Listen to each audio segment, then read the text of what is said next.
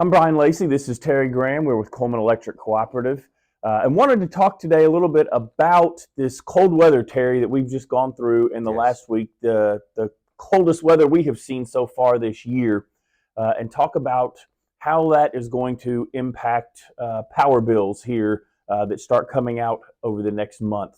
Okay. We know that when we have cold weather, we use a lot more electricity in our homes. Yes. You've been doing this for 50 years now. You've seen how the technology has changed both within our homes and within the meters that we use.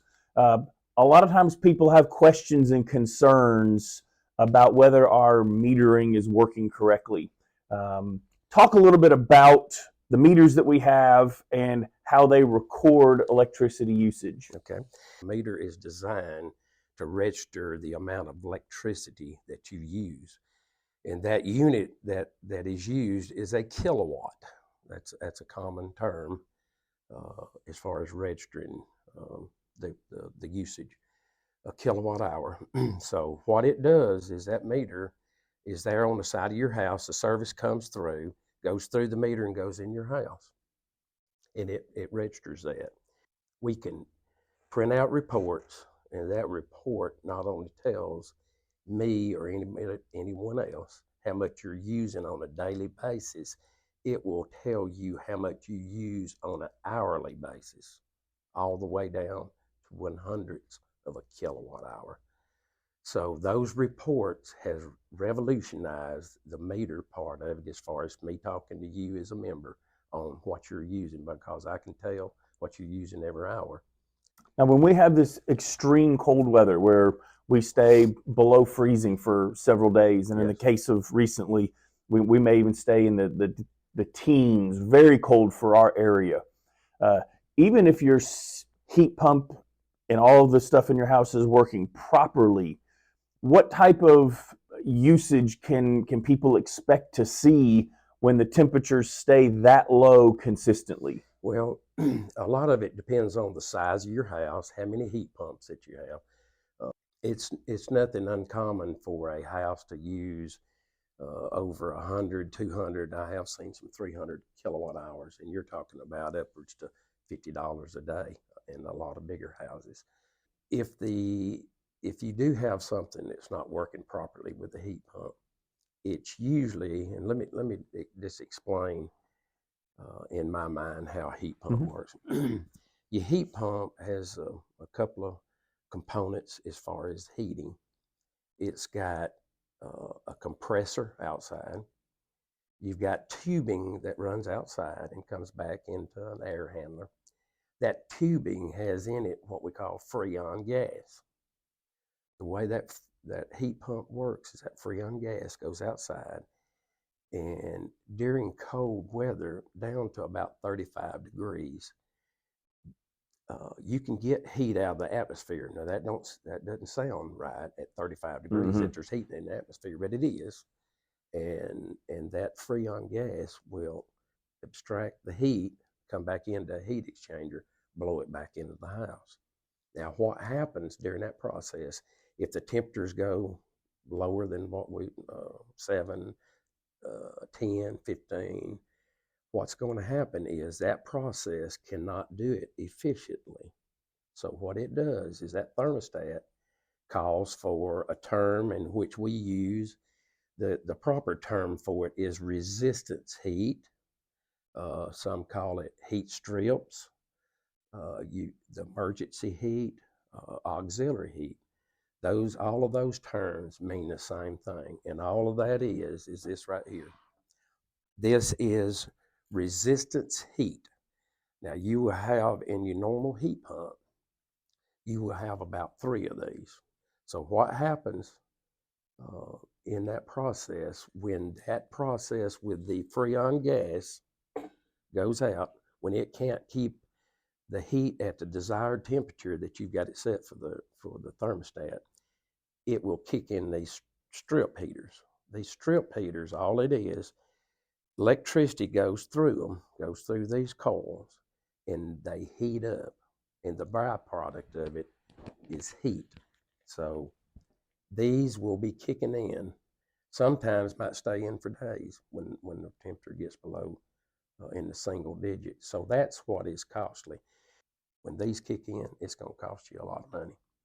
Now, some of the issues with a heat pump when it's not operating properly, I tell folks, there's a couple of checks that you can do before you call a technician out. Number one, check your thermostat.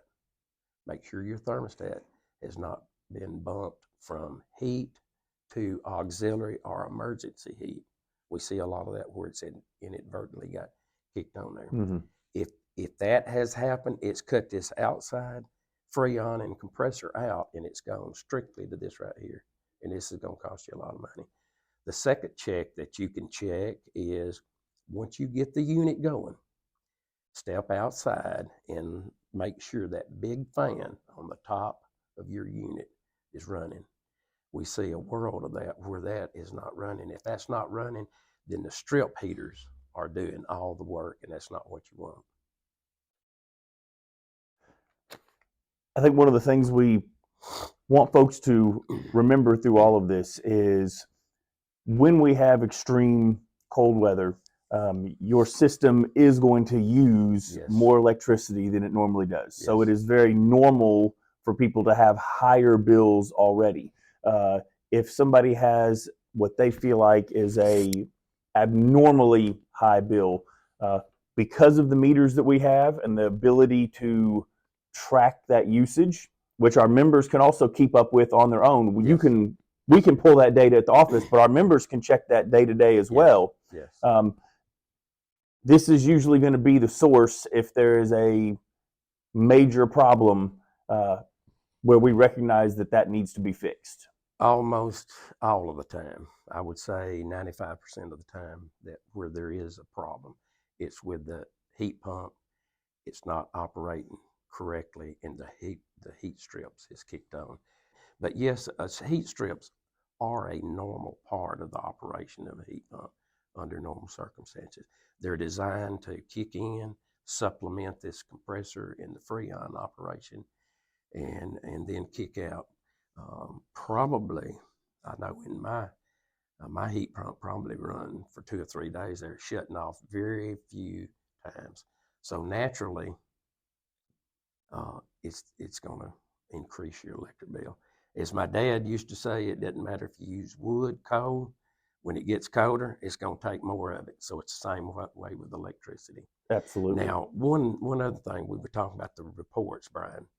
There is a report that is online that a member can pull that you can track. You can't track your hourly usage, but you can track your daily usage.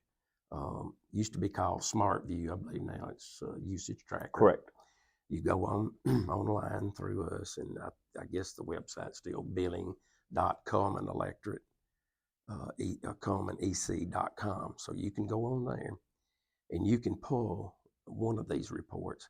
For any of our members, if you don't have an online account set up with us, that's where you can find the usage tracker. Yes. That will have the meter data specifically for your account. So go online if you haven't already and set up an online account with us, and you'll be able to get access to that. As bills start to come out here in the next several weeks, if you get one and you have a question, you have a concern, reach out to us.